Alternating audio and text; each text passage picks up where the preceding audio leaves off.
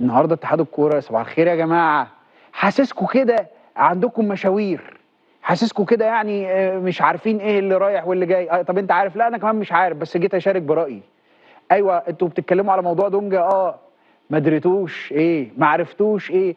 مش احنا طلع دونجا لما حققنا في الموضوع وعرفنا انه في خطاب طلع، فرحنا سالنا الناس بتوع اتحاد الكوره اللي فات، قلت لهم يا جماعه هو انتوا بعتوا خطاب للزمالك ولا انتوا اخدتوا العقوبات ديت على الشاشه كده بس؟ قال لك لا ازاي، عيب ودي تحصل، يعني احنا برضو بتوع الكلام ده. بعتنا ايميل. بعتوا ايميل لمين؟ للزمالك. ايوه على انهي ايميل؟ بعتنا من ايميل مش الايميل اللي موجود دلوقتي في اتحاد الكوره، عشان لما جه الدكتور مصطفى عزام قال يا جماعه لازم نشتغل بشكل بروفيشنال، ودي حاجه تحترم، فنعمل ايميلات تخص الاتحاد المصري لكره القدم. يعني الايميل اللي فات ده ايوه ايميل كان معتمد بنتعامل بيه، لكنه مش بنفس الصيغه الاحترافيه بتاعت الجيميل. يعني انا مثلا الجيميل، يعني الجيميل بتاعنا ده حاجه، وتيجي تقول لي مثلا انا بتكلم بشكل رسمي وانا شغال في ام بي سي، فببعت ايميل ام بي سي ده رسمي مؤسسه يعني، فقال لك لا ما هو ده برضو اللي كان معتمد وقتها، فبعتوا على مين؟ الزمالك كان قبلها بكام يوم بيقول لك انا ما جاتنيش حاجه. هو ناس ما كتبوش، هم ما جالوش حاجه، لان اللي جالهم كان مدير شؤون اللاعبين اللي كان ايميله الشخصي هو الايميل المعتمد في الخطابات والمخاطبات الرسميه. ايوه يعني فايه دلوقتي؟ قال لك لا دونجا معاقب مش هيبقى موجود. فيا جماعه والله انا فعلا ما بقتش فاهم هو احنا الانهي. احنا في 2025 كل الحاجات اللي احنا بنتكلم فيها دي 2025 في حاجات اصلا هي بديهيه.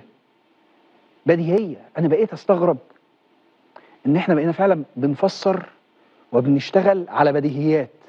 العالم كله راح في حتت بعيده، احنا بنناقش في عقوبه اصلا هي اعلنت وتقريبا مفيش حد في الاعلام ما اعلنهاش، والاعلان كان بشكل واضح انه الاتحاد المصري لكره القدم ارسل لكل القنوات ولكل الساده الصحفيين. فاحنا بقينا واصلين لدرجه ان احنا بنناقش حاجات لاسباب ليها علاقه بان احنا متاخرين جدا جدا في حاجه تبدو سهله وبسيطه.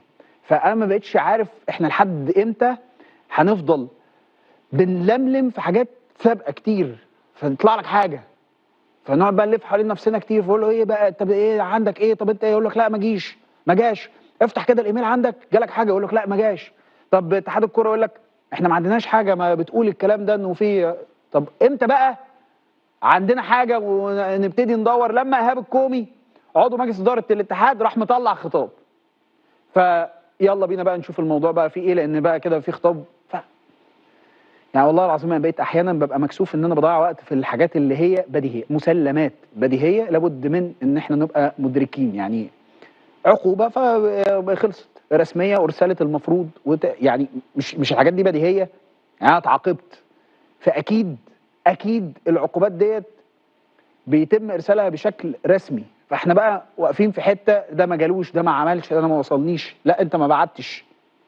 كل ده عمره ما كان هيحصل لو احنا شغالين بشكل احترافي متقن. ما كناش الموضوع اللي يعني بقاله 3 4 5 ايام بنتكلم فيه. على جانب بتقولوا ايه؟ على جانب تاني كلام كتير انتشر انه الزمالك مش هيلعب السوبر وهينسحب. حسب المعلومه اللي عندي وحسب مصادرنا داخل نادي الزمالك لحد اللحظه اللي انا بتكلم فيها ديت انه لا اتناقش ولا اتكلموا فيه ولا هو مطروح.